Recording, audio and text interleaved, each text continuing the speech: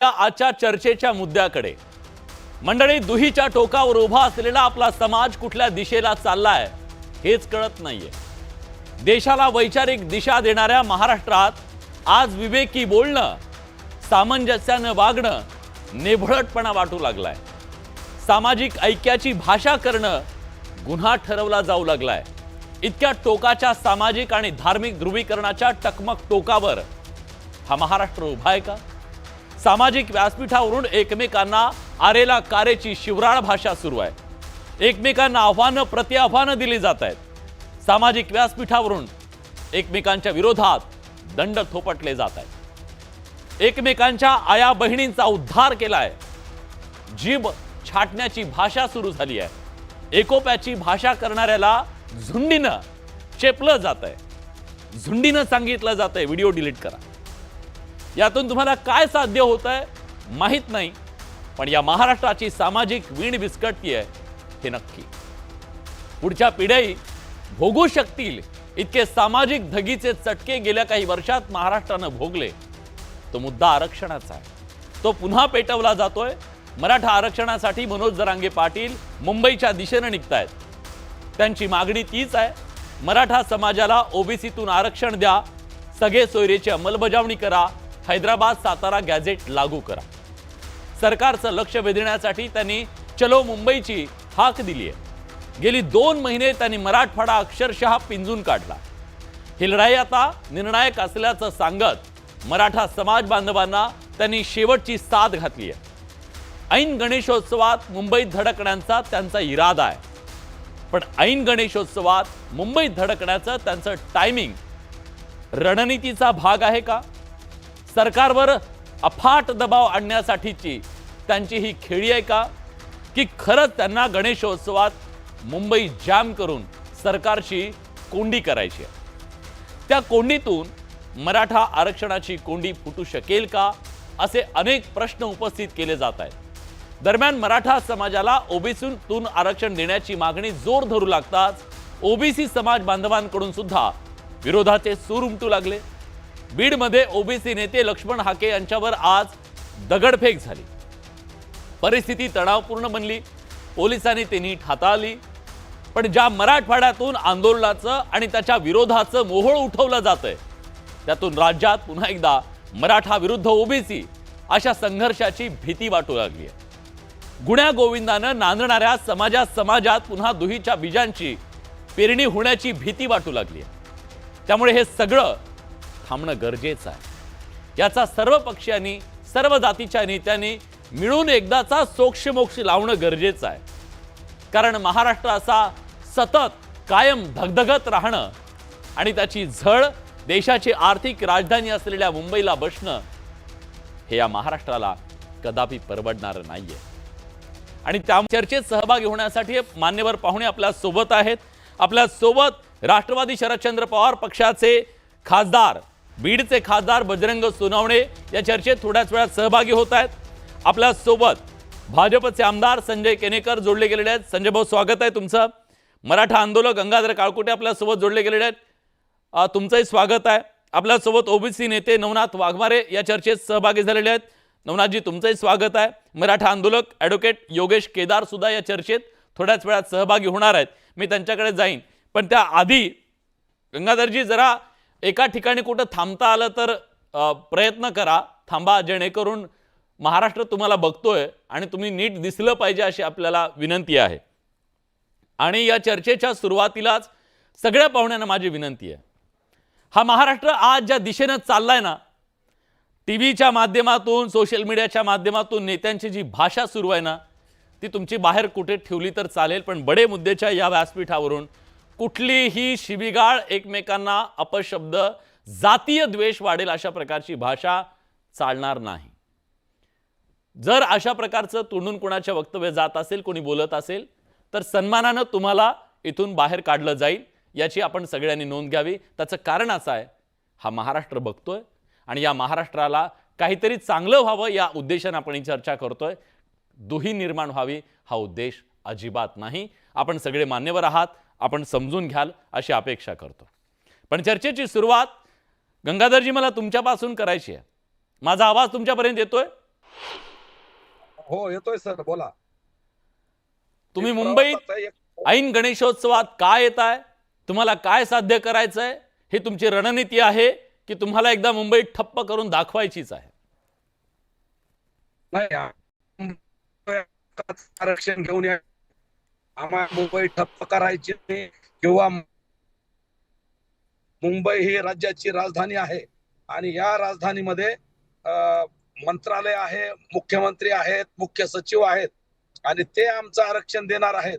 2 वर्ष झालं मनोजदादांचा लढा सुरू आहे आणि या 2 वर्षामध्ये सरकारनं मागच्या काही दिवसापूर्वी मागच्या सरकारमध्ये जी अधिसूचना संघे सोयरेची काढली होती, ती अधिसूचना अंतिम करण्यासाठी आम्ही मुंबईला जातोय. मराठा आणि कुणबी एकच आहे हा जी.आर काढला पाहिजे किंवा जे गॅजेट आहेत गॅजेट मुंबई मुंबई बॉम्बे गॅजेट असेल, सातारा गॅजेट असेल, हे आणि ज्या मनोजदादांनी मागण्या दिल्यात त्या मागण्याला आता 2 वर्ष पूर्ण होत आहेत. म्हणून त्या पार्श्वभूमीवर आम्ही 29ला मुंबईला येतोय. अन्यथा गणेशोत्सव आहे का नाही किंवा कुठला उत्सव आहे का नाही हे 3-3.5 वर्षापूर्वी मनोजदादाच्या कुठल्याही ध्यानीमनी नव्हतं. फक्त 2 वर्ष पूर्ण होत आहेत या आंदोलनाला. म्हणून समाज येतोय, आपल्या हक्कासाठी येतोय. गणेशोत्सव असला तरी आमची त्रास होणार नाही, आम्हाला एक वेगळा मार्ग द्या असं मनोजदादांनी सांगितलंय. तसेच आम्ही आझाद मैदानावर बसतोय, कुठलीही गर्दी होणार नाही, कुणाला त्रास होणार नाही, अशा पद्धतीनं आम्ही सगळे मुंबईत येणार आहोत. शांततेच्या मार्गाने मागच्या वेळेस आलोत, वापस जाताना येताना कुणाला एक खडा सुद्धा टोचला नाही आणि मुंबईतला कुठलाही त्रास झाला नाही. एवढे मराठी मुंबईत येऊ नये, त्यामुळे याही वर्षी त्याच पद्धतीनं आम्ही मुंबईत येऊ आणि शांततेत आमचं आरक्षण आम्ही घेऊन जाऊ. बरं, प्रश्न हा आहे की तुम्ही जेव्हा इथं याल तेव्हा मुंबईमध्ये जी परिस्थिती निर्माण होईल त्याला जबाबदार कोण असेल? कारण या सगळ्या परिस्थितीत म्हणजे तुम्हाला आजचं उदाहरण सांगतो, जिथं ऑफिसला पोहोचायला माझ्या सगळ्या सहकाऱ्यांना साधारण 1.5 तास लागतो, आज 2.5 तास लागले ऑफिसपर्यंत पोहोचायला. गणेशोत्सव अजून 2 दिवसावर आहे, त्या आधीच मुंबईतली ही परिस्थिती आहे. तुम्ही माहिती घेतली असेल, सगळे मार्केट फुल आहेत, रस्त्यावरती प्रचंड गर्दी आहे. लाखोंच्या संख्येनं समाज जेव्हा इथं येईल तेव्हा ही जी वेळ आहे ती वेळ थोडी चुकती असं वाटत नाही का? आपण थोडीशी वेळ पुढे ढकलून येऊ शकत नाहीत का? लोकशाहीने सगळ्यांना आंदोलनाचा अधिकार दिलेला आहे. त्याच्यासाठी एक पर्याय आहे ना दादा, तुम्ही या लोकमतच्या माध्यमातून त्यांचे प्रवक्ते तिथं कोणतरी आमदार साहेब आहेत, त्यांना आज मनोजदादाची प्रेस ऐकली असेल तर किंवा ऐकली नसेल तर केनेकर साहेब म्हणून कोणतरी दिसत आहेत, आमदार साहेब आहेत, तर त्यांना विनंती 2 दिवस आहेत अजून, परवा दिवसच्या अगोदर सगळ्या मागण्या मंजूर करा मनोजदादांच्या. आम्ही मुंबईला येणार नाहीत हे मनोजदादांनी सांगितलंय. येणार आहेत परंतु उदयाला येऊ असं सांगितलंय. मग त्याच्यासाठी लवकरात लवकर जर निर्णय घेतला आज उद्या 2 दिवसात, 2 वर्ष तर झालेले आहेत. फडणवीस साहेबाला सगळ्या मागण्या माहिती आहेत, ते कायद्याचे अभ्यासक आहेत. आधीचे मुख्यमंत्री महोदयांनी ते आता उपमुख्यमंत्री आहेत शिंदे साहेब, त्यांनी ती अधिसूचना काढून दिली होती आम्हाला, ती अंतिम करा. मनोजदादांनी दिलेल्या मागण्या मान्य करा. आम्ही मुंबईत येत नाहीत. ठीक आहे, मी विचारतो संजय केनेकर आपल्या सोबत आहेत, भाजपचे आमदार. संजयजी, 2 दिवसाचा अल्टिमेटम आहे, टळू शकतं मुंबईवरचं जे संभाव्य संकट आहे ते, आणि हे टाळण्यासाठी तुम्ही पावलं उचलू शकतात. आज मनोज जरांगे पाटील यांनी 2 दिवसांचा अल्टिमेटम आहे, तुम्ही त्या दृष्टीनं विचार करताय का हे टाळण्यासाठी, आणि काय करताय ते पण सांगा. गंगाधररावांनी फार चांगल्या पद्धतीने मुद्दा मांडला आणि ज्या सुसंस्कृत पद्धतीची भाषा वापरली त्याबद्दल मला त्यांचा आनंद वाटला. परंतु हीच भाषा जर जरांगे पाटलांनी वापरली असती तर निश्चितपणे याला चांगली दिशा मिळण्याचं काम खऱ्या अर्थाने या सरकार करतंय आणि ते करणारही आहे. परंतु ज्या पद्धतीने हे दिशा भरकटण्याचं काम करताय, सामाजिक सलोखा बिघडण्याचं काम करताय, त्याच्यातून उत्तर घेण्याच्या ऐवजी खऱ्या अर्थाने आज गणपतीचा सण आहे आणि या गणपतीच्या सणामध्ये जर तुम्ही लोकांना, हिंदू सणाच्या लोकांना कोंडीत पकडून जर सरकारला जबाब विचारायचा प्रयत्न करत असाल तर हे कसं शक्य होईल? कारण यापूर्वीपासून सुद्धा मराठा आरक्षणाच्या आंदोलनाविषयावर जितकं संवेदनशील देवेंद्रजींचं सरकार आहे, आतापर्यंत कोणतंही सरकार संवेदनशील नव्हतं आणि त्याचं गंगाधररावांनाही माहिती आहे आणि त्यामुळे निश्चितपणे याच्यावर खऱ्या अर्थानं तोडगा निघू शकतो. परंतु त्याचाही खऱ्या अर्थानं तुम्ही कळवा आणि सांगा आणि बसा, ही भूमिका तुम्ही घेतली पाहिजे. तुम्ही जर कमरेच्या खालच्या भाषा कोणाच्या मातोश्रींच्या बाबतीत चुकीचं बोलणं जर हे ठेवाल तर आपल्याला कसं यावर तोडगा काढता येईल गंगाधरराव? ठीक आहे, मी विचारतो. गंगाधरजी, ऐकलं तुम्ही? मला दुसऱ्या पाहुण्यांकडे जायचं आहे. त्यांचा आक्षेप आहे ज्या प्रकारची भाषा राज्याच्या मुख्यमंत्र्यांबद्दल वापरली जाते, राज्याचे मुख्यमंत्री देणारे आहेत, त्यांच्याकडे तुम्हाला मागायचंय आणि ज्यांच्याकडे तुम्ही मागताय त्यांच्या आईबद्दल अतिशय चुकीच्या पद्धतीनं सातत्यानं बोललं जातंय, हा त्यांचा आक्षेप आहे. आज दिवसभरात भाजपचे सगळे नेते ज्या पद्धतीनं या गोष्टीचा तीव्र निषेध नोंदवतायत, तुमच्यापर्यंत ते पोहोचलं का की सरकारला हे अजिबात आवडलेलं नाहीये जी भाषा आंदोलकांकडून वापरली जाते? मनोज दादांनी कुठलीही असंवैधानिक भाषा वापरली नाही. माझ्याच गावात कार्यक्रम होता, तो मीच तिथं होतो बडे साहेब. परंतु आमदाराने दादा कसं बोलत होते की आईला मायला, असं एक मराठवाड्यातले शब्द आहे, आईला हे केलं पाहिजे, आईला ते केलं पाहिजे, अशा भावनेतनं तो शब्द आला होता. पण त्याचं थोडस गैरसमज झाला असावा, पण तरी आजच्या पत्रकार परिषदेत दादानी तो शब्द मागे घेतलेला आहे. हे तुम्ही आम्ही बघितलंय सगळ्या महाराष्ट्राने. आणि आमच्या मराठवाड्यातली बोली भाषा थोडीशी अशी वेगळी वाटू शकते, त्यामुळे ते मराठवाड्यातल्या मनोज दादाला समजून घ्या. थोडस गैरसमज होण्याची शक्यता नाकारता येत नाही त्यांच्या आजच्या शब्दामुळे, पण त्यांनी ते शब्द मागे घेतलेत. इथून पुढे 2 दिवसात आरक्षण द्या. मनोज दादा सरकारला गुलाल उधळण्यासाठी कितीतरी लाख टन गुलाल घेऊन येऊ असं म्हणतायत. त्याही बाबीकडे सकारात्मकपणे बघा. फडणवीस साहेबांचा उल्लेख ते आता कधीही चांगल्या पद्धतीने करतायत, तेही बघा. एखाद दुसरा मराठवाड्यातला शब्द तो हाताला धरून तेवढाच भरून त्याच्यावर वाद निर्माण करू नये, हे सुद्धा मी केनेकर साहेबाला आणि आपल्या उपस्थितांना सांगतोय. ठीक आहे, एखाद दुसरा शब्द गेला असेल, पण तो मराठवाड्याची भाषा आहे. कधी कधी ग्रामीण बोली भाषेत खेड्यापाड्यातले शब्द ते तुम्हाला शहरामधल्या बांधवांना कदाचित ते चुकीचे वाटू शकतात, परंतु त्याच्या मागे ती भावना नाही. मनोज दादा ही आहे की मी विचारतो मला बाकी पाहुण्यांकडे पण जायचंय. आपणही तरी लोकांनी गंगाधरराव, आपणही मराठवाड्यातले आहात. आपली आपली आपली आपली जीभ का घसरत नाही? गंगाधरराव, आपणही मराठवाड्यातले आहात. आपली जीभ का घसरत नाही? आतापर्यंत आपण किती चांगलं बोलतात, मी तुम्हालाही जाणतो. तुम्ही कधीच तुमची जीभ घसरू दिली नाही.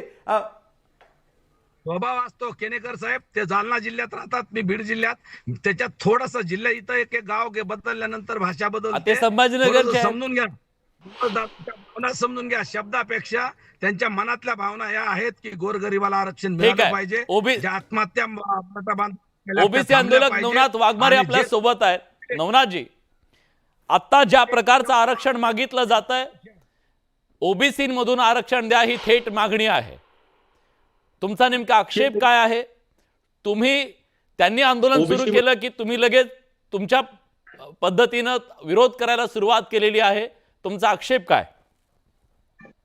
यापूर्वी कुठल्याही सरकारनं जे मराठा समाजाला आरक्षण दिलं नव्हतं ते या राज्य सरकारनं 10% ईडब्ल्यूएस मधून आरक्षण दिलेलं आहे. आणि खरं तर आजपर्यंत मराठा समाज म्हणत आलाय की आम्हाला शिक्षणात आणि नोकरीमध्ये आरक्षण हवंय, आणि शिक्षणात आणि नोकरीमध्ये 10% आरक्षण दिलेलं असताना ओबीसीचं स्थानिक स्वराज्य संस्थेचं अस्तित्व संपवण्यासाठी हा डावे, बाकी काही नाही. आता ईडब्ल्यूएस दिलं त्याच्यात समाधान मानलं पाहिजे. आज मराठा महासंघाच्या वतीनं अनेक नेत्यांनी त्यांच्याच आमदाराकडे मागणी केली होती की ईडब्ल्यूएस एससीबीसी साठी समिती नेमा, उपसमिती. आता 2 दिवसापूर्वीच राज्य सरकारनं उपसमिती नेमल्याच्या नंतर सुद्धा जरांगे पाटील जर म्हणत असतील की हे आम्हाला मान्य नाही आणि आम्हाला ओबीसीतूनच पाहिजे आणि आम्ही ओबीसीतूनच घेऊ, हे अतिशय चुकीचं आहे. एखाद्या गावामध्ये जर न्हावी समाजाचा, सुतार समाजाचा, सोनार समाजाचा, लोहार समाजाचा, कुंभार समाजाचा परीट समाजाचा अशा मायक्रो ओबीसी मधील जर सरपंच होत असेल तर या सरपंच येणाऱ्या काळात तुम्हाला सरपंच दिसणार नाही, कारण की प्रतिनिधित्व मिळवण्यासाठी आरक्षण असतं की कोणाचा हिसकून घेण्यासाठी आरक्षण नसतं. हे फक्त जाणीवपूर्वक हुकुमशाही आणि दादागिरीच्या हिशोबाने गोरगरिबांचं आरक्षण हिसकावून घेऊन यांना नोकरी आणि शिक्षणामधल्या आरक्षणाला महत्व नाही यांना फक्त ओबीसींना स्थानिक स्वराज्य संस्थेमधून रोखण्यासाठी ते सगळं चाललेलं षडयंत्र आहे. राहिला विषय दुसरा भाषेचा, काळकोटे साहेब म्हणतात की ते जालना जिल्ह्यातले, मी जालना जिल्ह्यामध्ये राहतो, मी कधी कुणाच्या माता भगिनीविषयी वाईट चुकीचं वक्तव्य केलं नाही. मग मनोज जरांगे पाटील वारंवार मुख्यमंत्र्याच्या मातोश्रीविषयी असेल, मुख्यमंत्र्याच्या पत्नीविषयी असेल, मुख्यमंत्र्याच्या मुलीविषयी सुद्धा त्यांनी गेल्या वर्षी त्याचे वक्तव्य केले होते. हे अत्यंत चुकीचे. संविधानिक भाषेने आपण बोललं पाहिजे, आंदोलन सुद्धा संविधानिक भाषेने असलं पाहिजे, एकमेकाचा आदर करून आपण मागण्या मागितल्या पाहिजे असं माझं मत आहे. ठीक आहे, पण ऐन गणेशोत्सवामध्ये हे आंदोलन केलं जात आहे, तुम्हाला काय वाटतं या आंदोलनाच्या टायमिंगच्या बद्दल? हे टायमिंग योग्य आहे का योग्य आहे? ज्या प्रकारे बीड जाळलंय त्याच प्रकारे आता हा मुंबई जाळण्याचा, मुंबई वेठीस धरण्याचा हा प्रकारे, बाकी काही नाही. मुंबईला वेठीस धरायचं आणि वेठीस धरल्याच्या नंतर सरकार झुकल आपल्या समोर, आणि सरकार झुकल्यावर आपल्याला जे आरक्षण देता येत नाही ते आरक्षण आपल्या पदरात पडल अशी अपेक्षा आहे, बाकी काही नाही. आणि गोरगरीब मराठ्यांना फसवण्याचं काम सुरू आहे, बाकी कुठलं नाही. ज्या शरद पवारांनी आज यांना समोर घातलंय त्या शरद पवारांनी यांना आरक्षण कधी दिलं नाही. ज्या अनेक एकनाथ शिंदे, आज जर एकनाथ शिंदे असते तर एकनाथ शिंदेच्या विरोधात हे बोलले नसते. एका छोट्या समाजातला राज्याचा मुख्यमंत्री म्हणून खरं तर शरद पवारांसारख्या, एकनाथ शिंदे सारख्या लोकांच्या बुडाला आग लागलेली आहे, आणि त्यांनी हे सगळं जरांगेच्या खांद्यावर बंदूक ठेवून हे सगळं चाललेलं आंदोलन आहे, बाकी काही नाही. देवेंद्र फडणवीस मुख्यमंत्री झाले म्हणून हे जाती द्वेष निर्माण करण्यासाठी देवेंद्र फडणवीसांना वेठीस धरायचं, ओबीसींना वेठीस धरायचं, बाकी काही नाही. जर यात एकनाथ शिंदे मुख्यमंत्री असते तर मनोज जरांगे मुख्यमंत्र्यावर कधी बोलले नसते. गेल्या वेळेस मुख्यमंत्री एकनाथ शिंदे होते, त्यावेळेस मुख्यमंत्री असताना त्यांनी आंदोलन केलं होतं, वापरली नाही. त्यावेळी सुद्धा देवेंद्र फडणवीसांवर आरोप करण्यात आले, आणि आजही मुख्यमंत्री देवेंद्र फडणवीसांवर आरोप करण्यात येते. त्यांनी एकनाथ शिंदे योगेश केदार आपल्या सोबत आहेत, मी त्यांच्याकडे जातो. योगेशजी, तुम्ही मराठा आंदोलनाच्या सगळ्या चळवळीमध्ये गेली अनेक वर्ष काम करताय, भूमिका मांडताय, मराठा समाजाच्या अस्वस्थतेला आवाज देताय, पण ज्या प्रकारचं आंदोलनाचं टायमिंग आहे त्या टायमिंग बद्दल तुम्हाला काय वाटतं? ऐन गणेशोत्सवामध्ये लाखोंच्या संख्येने मराठा समाज जर मुंबईमध्ये आला तर त्यातून ही कोंडी फुटेल की कोंडी वाढेल, की मुंबईच्या कोंडीतून मराठा आरक्षणाची कोंडी फुटेल असं वाटतं? हे बघा, अख्ख्या महाराष्ट्रानं आणि सरकारने आपले एक व्हिजन क्लिअर ठेवलं पाहिजे की हे आंदोलन गेल्या 2-3 वर्षापासून सुरू आहे. म्हणजे आम्ही वनवास यात्रा काढली होती तेव्हापासून, परत जरांगे पाटलांनी आले त्यांचं तर आंदोलन 2 वर्षापासून सुरूच आहे, आंदोलन बंदच नाही. आज जर का आम्हा समाजाला वाटतंय की आम्ही जर मुंबईत जाऊन बसलो आणि दिल्लीत जसं शेतकऱ्यांनी आपली जागा खुट्टा काढून दिल्लीमध्ये शेतकऱ्यांनी बसला, आणि नरेंद्र मोदी सरकारला सुद्धा 3 काळे कायदे, किसान शेतकऱ्यांचे विरोधी कायदे, त्याच्याविषयी पुनर्विचार करावा लागला, त्याच पद्धतीने आता आमचा समाजाचा असा निर्णय झालाय. म्हणजे सरकारला झुकवण्याची ही रणनीती आहे. 100% यावेळी आम्ही ह्या सरकारला 100% झुकवणार. आम्ही आरक्षण घेतल्याशिवाय परत येणारच नाही. आणि मग आम्ही तुमचं चर्चा ऐकत होतो, केणीकर साहेब म्हणाले की देवेंद्र फडणवीस साहेबांनी काय काय केले वगैरे. मी आज महाराष्ट्राला आणि तुमच्या माध्यमातून सगळ्या समाज बांधवांना एक सांगू इच्छितो की देवेंद्र फडणवीस साहेबांचं आणि शिंदे साहेबांचं त्या मराठा समाजावर एक फार मोठं उपकार आहेत किंवा योगदान आहे. त्याचं कारण आहे की इंदिरा साहनी जजमेंट नंतर अशी व्यवस्था लावलेली आहे की एखाद्या समाजाला ओबीसीत घ्यायचा असेल तर आयोग नेमून त्याचा इम्पेरिकल डाटा गोळा करायचा, आणि तो मागासला असेल त्याला आतमध्ये घ्यायचे. असं मग मराठा समाजाला 2-2 वेळेस, एकदा देवेंद्रजी मुख्यमंत्री असताना 2017-18च्या वेळेस त्यांनी मराठ्यांना सामाजिक आणि शैक्षणिक मागास ठरवलं होतं, आणि शिंदे साहेबांनी आता मधल्या काळामध्ये मराठ्यांना परत एकदा गायकवाड कमिशनच्या माध्यमातून मागास ठरवलेला आहे. ही ओबीसी आरक्षणासाठीची पुरवठ आम्ही 2-2 वेळेस पात्र झालेलो आहोत, पूर्ण केलेली आहे. फक्त आमची अडचण काय झालेली आहे, केणीकर साहेबांनी देवेंद्रजींना सांगावं की आम्हाला 50च्या पात्र असताना तुम्ही 50च्या वरचं आरक्षण दिलाय, ते आम्हाला मान्य नाही. 50च्या आतल्या आरक्षणाला आम्हाला तुम्ही पात्र ठरवलेलं आहे कायद्यानुसार, मग तुम्ही 50च्या वरची का अडगळ करताय? आम्हाला 50च्या वर आम्हाला आरक्षण नको आहे. हे बहुजन समाज, हा जो काही राजर्षी छत्रपती शाहू महाराजांनी बहुजनांना एकत्र आणण्यासाठी, गुण्यागोविंदांना आणण्यासाठी जातीभेद कमी करण्यासाठी आरक्षण व्यवस्था दिली होती. हजारो वर्ष ज्या लोकांना आरक्षणाचा लाभ घेतला नाही अशांना आरक्षण दिलं. आणि तुमच्या सगळ्यांच्या माहितीसाठी सांगतो, राजर्षी शाहू महाराजांनी जेव्हा आरक्षण लागू केलं होतं त्यावेळेला सगळ्यात पहिला लाभार्थी हा मराठा समाजातला आहे, 50% आतल्या आरक्षणाचा. तीच व्यवस्था जर बाबासाहेबांनी घेतली असेल आणि बाबासाहेबांनी मराठा समाजाला सुद्धा आरक्षण घेण्याची जर खिडकी ओपन ठेवलेली असेल तर तुम्ही का नाकारताय हो? आमच्या मराठा समाजातले नाकर्ते लोक जन्मल्यामुळं, मराठा समाजामध्ये प्रस्थापित ह्या आमच्या विस्थापितांचा विचार न केल्यामुळं आमच्यावर ही गदा आलेली आहे. 23 मार्च 1994 म्हणायचं आणि त्यात प्रस्थापितांचा प्रचार करायचा, हे काय मग सांगा ना तुम्ही? कुठल्या विस्थापितांचा प्रचार केला? सगळंच निघेल ना मग. हा, तर ते जर राग इतका प्रस्थापितांच्या विरोधात आहे तर प्रचार प्रस्थापितांचा कशाला केला मग? नाही, कुणीही सर्वसामान्य मराठ्यांनी प्रस्थापितांचा प्रचार केलेला नाही. आपण क्लिअर राहा. आम्ही आज असं म्हणतोय की मराठा समाजाच्या ज्या भावभावना आहेत त्या आजच्या नाहीत, अनेक दशक आहेत. अहो विलास सर, मला सांगा, एखाद्या समाज समूहानं आरक्षणासाठी शेकडो आत्महत्या केलेल्या तो तरुणांनी. खरंय. मग त्या समाजाचा विचार कधी झाला पाहिजे का नाही झाला पाहिजे? अगदी बरोबर. दर दिवशी आत्महत्या केलेल्या आहेत. बरं, हा समाज तुम्ही प्रत्येक वेळेस मागास आहे असं ठरवताय ना साहेब? माझं देवेंद्र फडणवीस साहेबांना विनंती आहे. मी विचारतो संजय केनेकरजी 2 वेळा हा समाज मागासवर्गीय आहे अशा प्रकारचे रिपोर्ट येऊन सुद्धा का ओबीसी मधलं आरक्षण दिलं जात नाही ही त्यांची मागणी आहे, भूमिका आहे. काय प्रॉब्लेम आहे तुम्हाला? राजकीय अडचण आहे ओबीसी मधलं आरक्षण देण्याच्या संदर्भात? तुमची भूमिका काय आहे? खरं तर केदारजी, ही तुम्ही उच्च शिक्षित आहात आणि जी मराठा समाजाबद्दल ही भाषा आपण करतात, परंतु एक निश्चितपणे सांगतो, आपण सातत्याने उच्च शिक्षित असताना असंवादिक गोष्टींबद्दल बोलून काही जमेल का? आपण खऱ्या अर्थाने आता तुम्ही तरी शरद पवारांना विचारा, उद्धव ठाकरे 50% आरक्षण मागतोय ते ह्या कलमानुसार असंवैधानिक आहे. अहो तुम्ही आम्हाला असं एक जजमेंट सांगा की 50% आरक्षणाला हे सुप्रीम कोर्टात जजमेंट मान्य करत नाही. अहो जे असंवैधानिक आहे त्याबद्दल खऱ्या अर्थाने जितकं संवेदनशील हे राज्य आहे, हे मुख्यमंत्री, ऐका ना तुम्ही, ऐका ना. तर या पद्धतीने ज्या पद्धतीने तुम्ही मागणी केली ती पूर्ण असंवैधानिक आहे आणि त्याच्यामुळं ज्या पद्धतीने त्या अभ्यासक कॉन्स्टिट्यूशनमध्ये प्रोव्हिजन सांगा की या अहो तुम्हाला एक सांगतो की काही गोष्टी तुम्ही असंवैधानिक, हे सगळं जाहीर आहे आणि तुम्ही कायद्यात बसता आणि तरी मुख्यमंत्री नवनाथ वाघमारेजी ओबीसी मधून आरक्षण देणं शक्य आहे का? देताच येणार नाही. का देता येणार? ते म्हणतात का देता येणार नाही? चूक करू नये. आरक्षण ओबीसीतून देता येत नाही. राज्य सरकारने ती सुद्धा चूक करू नये.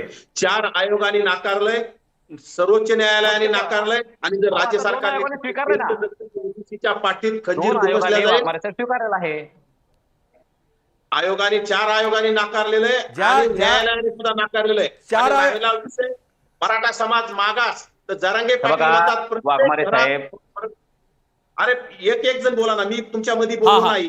बोलणं झाल्यावर तुम्ही बोला. जरांगे पाटलांनी काय सांगितलंय की मराठा समाजाच्या प्रत्येक घरात 4 व्हीलर आहे, प्रत्येकाच्या घरातून गाडी गेली पाहिजे. मग याला आपण मागास कसं म्हणायचं? यांचा जेसीबीनं गुलाल उधळला जातो, यांच्या टनाने गुलाल आणू म्हणतात, पण यांच्याकडे पैसे कुठून आले? हे मागास कसे म्हणता येतं? आमदार यांचे, खासदार यांचे, यांच्या ताब्यात साखर कारखाने यांचे, मागास कसे म्हणता येत? मागास कोणाला म्हणता येतं? ज्यांचे प्रतिनिधी, छगन भुजबळांकडे कमी आहे. नवनाथजी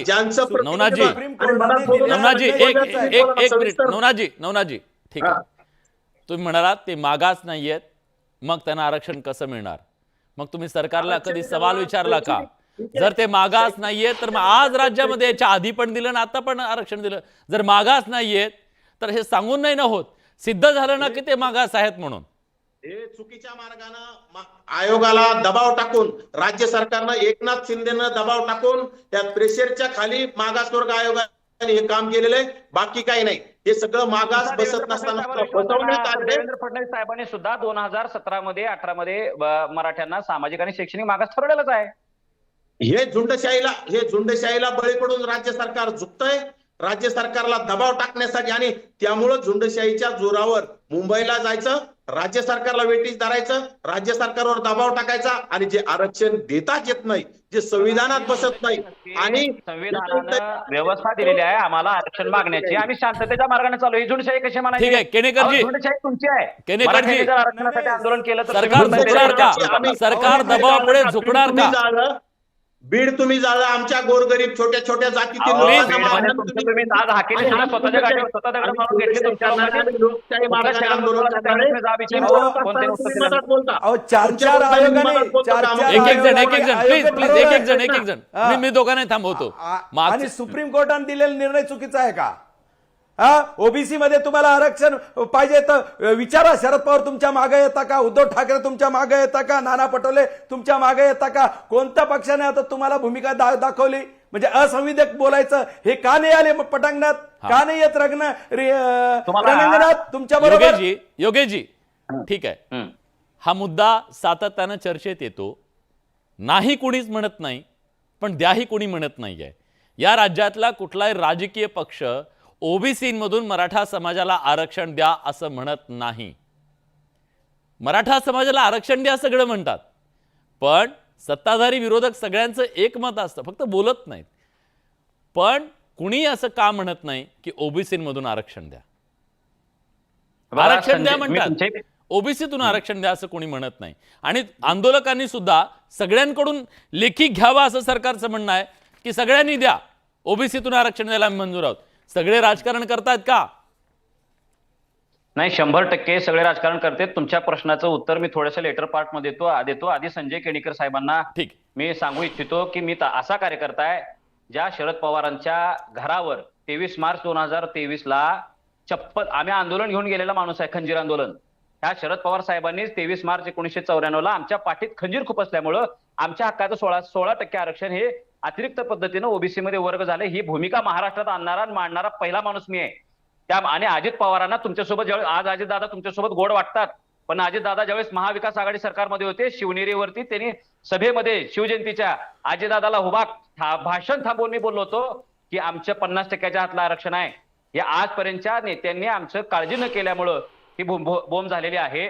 आणि अजून एक केणेकर साहेब तुम्हाला सांगतो, तुमच्या महत्वाचं सांगतो, तुम्ही आता जे बोलायलाय ना ते पूर्णपणे तुम्हाला कायदा माहित नाही, संविधान माहित नाही, तुम्ही एकही जजमेंटचा अभ्यास केलेला नाही. पण तुम्हाला मी एक्स्ट्रा माहिती सांगतो. 2013-14 मध्ये ज्या महाविकास आघाडी सरकारनं आयोग नेमला, राणे समिती नेमली होती, ती समिती नेमून आरक्षण देताच येत नाही, ते असंविधानिक दिलं होतं. आम्ही हे मांडणारा पहिले आहेत. पण 2017-18 मध्ये देवेंद्रजींनी संविधानानुसार एक व्यवस्था मान्य केली आणि आयोग नेमून मराठा समाजाला मागास ठरवलेला आहे, 50% आतल्या आरक्षणासाठी पात्र ठरवलेला आहे. पण देवेंद्रजींना त्या काळात आमच्या दलिंदर नेत्यांनी साथ दिलेली नसेल. शरद पवार साहेब असतील, अजित पवार असतील, हे विखे असतील, बाळासाहेब थोरात असतील, ह्यातले बहुतांश आता तुमच्याच पक्षात आहेत. माझं म्हणणं आहे की आज विरोधामध्ये कमीच लोक आहेत, तुमच्याकडे एवढं अजस्त्र बहुमत आहे, तुम्ही आम्हाला 50 का देत नाही हो? देवेंद्र फडणवीस, एकनाथ शिंदे साहेबांच्या काळात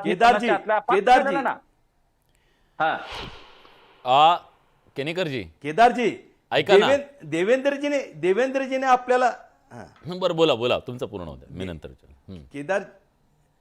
केदारजी, देवेंद्रजीने जे करून दाखवलं, त्यांनी राजकारण नाही केलं, त्यांनी करून दाखवलं. आणि खऱ्या अर्थाने ज्या पद्धतीने देवेंद्रजीच ते याच्या विषयावर तोडगा काढू शकतात, परंतु ज्या पद्धतीने आपण ते वातावरण तयार करतो, मुंबईत येण्याच्या आधी तोडगा निघेल का? पद्धतीने आपले केणेकरजी, मुंबईत येण्याच्या आधी तोडगा निघेल का? महाराष्ट्राला मुंबईकरांना तोडगा हवाय, मुंबई ठप्प नको आहे. हे बघा, ही जर दंडेलशाही असेल तर तोडगा निघणार नाही. पण जर शांततेच्या वातावरणात आपण जर बसायचं ठरवलं तर निश्चितपणे तोडगा निघू शकतो. आणि त्या कायद्याच्या दृष्टिकोनातून संविधानामध्ये बसून तो तोडगा काढण्यासाठी देवेंद्रजी सारखा खमक्या मुख्यमंत्री दुसरा कोणी नाहीये, आणि ते देवेंद्रजीने करूनही दाखवलेलं आहे. कधी बसताय? नाही, आता म्हणूनच आमचं म्हणणं आहे की कधी ठरलंय? मराठा समाज मागास ठरवलेला आहे. देवेंद्रजींनाही आमचं आव्हान आहे, आम्ही शांततेच्या मार्गाने आझाद मैदानला येतो, शांततेच्या मार्गाने आझाद मैदानमध्येच बसतो. काही लोक आमचे जाऊन बघतील गणपती वगैरे कसा आहे, चांगला आहे, तिथं 2-3 महिने 4 महिने तुम्हाला जेवढा दम लागल तेवढा आम्ही तिथे येऊन बसतो, चर्चा करू आपण, संविधान आझाद मैदानावर येऊ द्या. देवेंद्रजींच्या सुरक्षेची जबाबदारी हा सगळा सकल मराठा समाज घेईल. त्यांनी अधिकारी घेऊन यावेत देवेंद्र फडणवीस साहेबांनी की मराठा समाजाला 50% आत कसं देता येणार नाही. आम्ही सांगू की आम्हाला 50% आत आम्ही कसं पात्र आहे. खरं मला तुम्हाला विश्वासानं सांगतो साहेब, केणेकर साहेब, तुम्हाला सुद्धा माहित नसेल, देवेंद्रजींसोबत दीड तास चर्चा केलेला मी एक सामान्य कार्यकर्ता आहे. देवेंद्रजींना या सगळ्या गोष्टीची जाणीव आहे. फक्त काय झालंय, हे असले वाघमारे, हे तरी असले देवेंद्रजीवर छगन तुम्ही भुजबळ, अविश्वास हे दाख असले अहो तुम्ही अविश्वास सर्व दाखवत नेते नाही. तुम्ही मी सर्व म्हणतो, नेते आजमवले, पण तुम्हाला ऐका हो, देवेंद्रजीवर अहो, अविश्वास माझं ऐका. वाटलाच कसा? अहो केणेकर साहेब, तुम्हाला सांगतोय ना, म्हणून ह्या दबावाला बळी पडून जर देवेंद्रजी देत नसतील तर त्यांना आश्वासित करू शकतो. तुमच्या सरकारचे तुम्हाला आठवण करून देतो, 370 कलमाच्या विषयी असाच गैरसमज होता की 370 हटवल्यावर सगळे मुसलमान देशात दंगल करतील आणि म्हणून 370 हटवत नव्हते. पण नरेंद्र मोदी अमित शहा डेअरिंग केली का नाही? का कुठं दंगल झाली का? कुठं खळखटाक तरी झालं का? तशाच पद्धतीनं आज देवेंद्रजींनी व्यवस्थित काळजी घेऊन आरक्षण ओबीसी द्यावं. हे वाघमारे वेगमारे लावा, नाही. घरात ठेवतो, डिटेन करा, आम्हाला आरक्षण द्या, नाही. काही होणार नाही. नाही. जसं ऐका जसं दिल्लीत केदारजी जम्मू काश्मीर घेतलं झालं केदारजी नाही, पण तसं हिंदुस्थानाच्या ओबीसीला आरक्षण दिलं काही होणार नाही.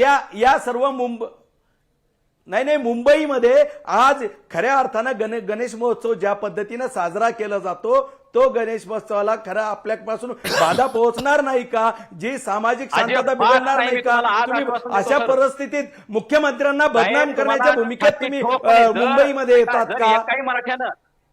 एकाही मराठ्यानं जर कायदा हातात घेतला तर आम्हाला जाहीर फाशी द्या तिथं आझाद मैदानला. तुम्ही काय बोलताय? पण आम्हाला आझाद मैदानमध्ये आंदोलन करू द्या. योगेशजी, मी म्हणतो योगेशजी, की कुणीही योगेशजी, हा तुम्ही म्हणताय ती खूप आनंदाची गोष्ट आहे, असंच व्हायला हवं. याच्या आधी सुद्धा शांततेत हे सगळं झालंय. पण मुद्दा हा आहे ना, या आंदोलनाचा गैरफायदा घेऊन काही चुकीचे लोक घुसू शकतात. मला सांगा, मग ते पोलिसाचं काम आहे. ऐका साहेब, एक गृह मिनिट, मंत्रालय सक्षम गृहमंत्री देवेंद्र फडणवीस साहेबांकडे आहे. एक मिनिट तर त्याची काळजी घेतील देवेंद्रजी. हा ठीक. आज ज्या तुमचा पद्धतीची उद्देश परिस्थिती कळाला तिकडे- याच्यातून आम्हाला. जी परिस्थिती तिकडे गेवराईमध्ये निर्माण झाली, आज लक्ष्मण हाके यांच्या गाडीवरती दगडफेक झाली, हे काय काय साधायचंय या सगळ्यातनं? नाही हे नक्की आहे. टाळायला बघा, हवं की नको? दोन समाजांची आमने सामने उभे राहावेत, हे महाराष्ट्रासाठी परवडणार आहे का? ही सामाजिक दुही या महाराष्ट्राला परवडणारी आहे का? 1,01% तुमच्या मताशी सहमत आहे. कुठेही कुणावरही असं दगडफेक व्हायला नको आहे, काही नको आहे. त्या गोष्टीचं आम्ही समर्थन करणार नाही. जर त्यांच्यावर भावनिक होऊन जर एखाद्या कुणी समाज, आमच्या मराठा समाजातल्या पोरांनी जरी दगडफेक केलेली असेल ना, तर त्याला तुम्ही वाटेल ती शिक्षा करा. पण तुम्हाला हाके साहेबांचा इतिहास माहिती पाहिजे. त्यांच्या जवळ राहणाऱ्या एका माणसानं मला येऊन सगळ्या माहिती दिलं होतं. हाके साहेबांनी अनेकदा असे प्रयत्न केले होते की 10,000 घे, 50,000 घे, माझ्या गाडीवर दगडफेक कर आणि त्यानंतर माझ्या बातम्या होतील आणि मी पुढे येतो, असं ते म्हटलेले. त्यांनी मला पुरावे दिले होते. पण त्यांचे लफडे बिफडे सगळे कुठाण्याच्या बाबतीत मला दिलं होतं. पण मी मराठ्यांचा सच्चा मराठा आहे. मी केदारजी, म्हणालो, हाकेवर जाऊ द्या. आम्हाला असं बिलो द बेल्ट आम्हाला हल्ला करायचा नाही. आम्ही हाकेवर समोरासमोर नका लढू. जाऊ. हाकेंना सुद्धा आम्ही उत्तर देऊ. आज हाकेने जे केले ते संशयाच्या घेऱ्यात आहे. हाकेने स्वतःहूनच दगडफेक करून घेतलेली असावी, आमचा मराठा समाजाचा असा समज आहे. ऐका शंका आहे. केदारजी, ठीक आहे, हा. केदार संजयजी बोला. केदारजी ऐकाय ना, हाकेवर नका जाऊ, आपल्याला वेळ कमी आहे. मी एकच मुद्दा म्हणू शकतो, केदारजी, याच्यातून तुम्हाला असं वाटत नाही का की याचा तिसरी कोणी व्यक्ती याचा फायदा घेऊन एक तर मराठा समाजालाही बदनाम करण्याचं काम करेल आणि मुख्यमंत्र्यांनाही बदनाम करण्याचं काम करेल, असं तुम्हाला वाटत नाही का? योगेजी गेले, पण आज जेव्हा मनोज जरांगे पाटील म्हणतात की सरकार उलथवून टाकू शकतो, याचा अर्थ या राज्यामध्ये पुन्हा एक प्रकारची अस्वस्थता निर्माण करणं, राजकीय अस्थिरता निर्माण करणं, हाही उद्देश आहे का या सगळ्या मागचा, असा प्रश्न विचारला जातोय. आणि तुमच्या नेत्यांना ती भीती वाटते का? सर आवाज येतोय का? हा येस. हा, केणेकर साहेबांच्या प्रश्नाचं उत्तर देतो. हा हे हा हा केणेकर साहेब. केणेकर साहेब, आम्ही समाजाने जाहीररित्या अधिकृतरित्या काय भूमिका जाहीर केली आहे की आम्ही शांततेच्या मार्गाने मुंबईच्या दिशेने चालत येणार आहोत. आम्ही एकदाही कधी म्हणालोय का आम्ही कायदा हातात घेऊ? हा, आता त्याच्या व्यतिरिक्त जी काय अतिरिक्त काळजी घ्यायची आहे की कुणीही समाज विघातक लोक आतमध्ये घुसू नयेत, ही काळजी घ्यायचं काम कोणाचं असते? सरकारचं असते. एखाद्या समाजाला शांततेच्या मार्गाने आंदोलन करू द्यावं. संजय भाऊ एक मिनिट संजय भाऊ, जर तुम्हाला वाटतं ना एवढी काळजी, स्वाभाविकपणे मुंबईची काळजी वाटते तुम्हाला, स्वाभाविक आहे. कारण मुंबई आर्थिक राजधानी आहे. या देशाचा सगळा आर्थिक गाडा मुंबईतून चालतो. तुम्हाला वाटणं स्वाभाविक आहे मुंबई डिस्टर्ब होऊ नये, कोट्यवधी लोक इथे राहतात. त्या आधी वेळ आहे तुमच्याकडे. 2 दिवसाचा वेळ दिलाय मनोज जरांगे पाटील यांनी. या 2 दिवसात काही तोडगा निघू शकता का? त्या दृष्टीनं काही पावलं उचलली जाणार आहेत का? चर्चेला बसायचं म्हणता बसा लवकर आणि मिटवा ना. शक्य आहे काय? खरं तर अशा दंडुलशाहीप्रमाणे हे प्रश्न सुटणार नाही. हे सामाजिक प्रश्न आहे. याला खऱ्या अर्थानं सर्व समाजाच्या सर्व भूमिका जाणून घेऊन हे प्रश्न मिटतील. नाही मी माझं खरं आहे आणि माझा प्रश्न सोडवा आणि तो दंडुलशाहीप्रमाणे नाही सुटणार. काय आज खऱ्या अर्थानं मराठवाड्याची काय स्थिती करून ठेवली? जाती जातीत माणसं आज वैर निर्माण झालेलं आहे. हे या भूमिका अशा पद्धतीने नाही जमणार. बर ठीक आहे. दंडेलशाहीची भाषा तुमचे मंत्री करायला लागलेत. नितेश राणे साहेबांचं आज भाषण आहे का? दंडेलशाहीची भाषा तुम्ही करतो, आम्ही म्हणतोय शांततेच्या मार्गाने आम्ही येतो. काय बोलायला नाही केणेकर साहेब? त्यांनी ज्या पद्धतीची भाषा वापरली तुमचे नेते काय वेगळी भाषा वापरतात. कोण्या व्यक्तीच्या आईवरून तुम्ही बोलत असाल तर भाषा कोणती आम्ही करायची? मग एखाद्याने काय मारली वासरू मारायचं का? असं नाही ना चालू शकत. तुम्ही मराठवाड्याच्या स्थितीत आज काय स्थिती झाली? ठीक आहे. किती मराठा समाजाच्या संजय भाऊ तुम्हाला माहिती आहे वेळ संपलाय आपला. संजय भाऊ तुम्हाला माहिती आहे वेळ संपलाय आपला. तुम्ही कॅल्क्युलेशन केलं होतं बरोबर. पण एक मुद्दा आहे, महाराष्ट्राच्या या मुंबईच्या दिशेनं झेपावणारं हे जे वादळ आहे, हे वादळ मुंबईमध्ये धडकलं तर निश्चितपणे कायदा सुव्यवस्थेची परिस्थिती निर्माण होऊ शकते. मुंबईकर आधीच प्रचंड खड्डे आणि या सगळ्यांचा त्रास सहन करतायत. मुंबईची अभूतपूर्व अशी कोंडी होऊ शकते. राजकीय कोंडी सरकारची होईल तो भाग वेगळा आहे, ती रणनीती असू शकते. पण या दोष मुंबईकरांचा नाही आहे. मुंबईकरांना ते सहन होणार नाही. मुंबईकरांनी का सहन करावं हा प्रश्न मुंबईकरांचा आहे. पण या सगळ्यामध्ये सामान्य प्रेक्षकांना काय वाटतं ते जरा जाणून घेऊया. त्यांची भावना काय बघा. आरक्षण आंदोलनाचं टायमिंग चुकतंय का असं विचारला प्रश्न 37% लोकांना होय वाटतंय, 63% लोक नाही म्हणताय. याचा अर्थ लोकांना वाटतंय की ही रणनीती योग्य आहे. पण या सगळ्यातनं पुढे खरंच काही मार्ग निघतो का? मुंबईपर्यंत येईपर्यंत सुद्धा मार्ग निघू शकतो आणि त्यामुळे ही रणनीती असेल तर त्या रणनीती यश सुद्धा मिळू शकेल. पण बघूया पुढे काय घडतंय. आजच्या बडे मुद्द्याच्या चर्चेत आपण सगळेजण आलात, आपली भूमिका मांडलीत, त्याबद्दल सगळ्यांचे मनापासून आभार. बडे मुद्द्याच्या आजच्या चर्चेत आपण इथेच थांबतोय. धन्यवाद.